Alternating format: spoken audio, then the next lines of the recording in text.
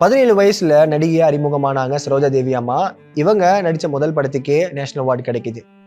200 படங்கள் இவங்க மொத்தமா நடிச்சிருக்காங்க. கன்னடம், தெலுங்கு, தமிழ், ஹிந்தி அப்படின்னு.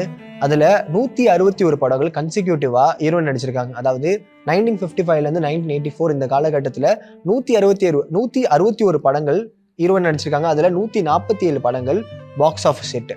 இதுல குறிப்பா 26 படங்கள் வித் எம்ஜிஆர் அண்ட் 22 படங்கள் வித் சிவாஜி கணேசன் அவர்கள். இதுல அந்த டைம்ல இருந்த இந்த டாப் ஹீரோஸ்லாம் இருப்பாங்க பாத்தீங்களா, 1955ல இருந்து 1984 அந்த டைம்ல எந்தெந்த டாப் ஹீரோஸ்லாம் இருக்காங்களோ நாலு இண்டஸ்ட்ரியில அவங்க எல்லாருக்கூடயும் இவங்க வந்து நடிச்சிருக்காங்க.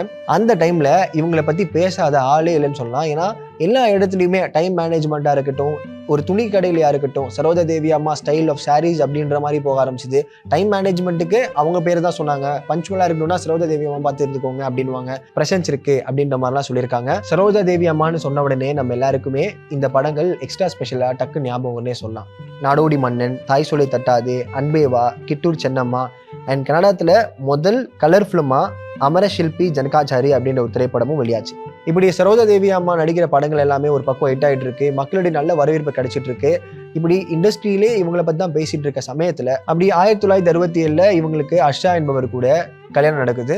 தமிழகம் எங்கும் கிளைகள் கொண்ட Annamal institute of hotel management and hospital management படிப்பில் சேர்வதற்கான அட்மிஷன் நடைபெறுகிறது.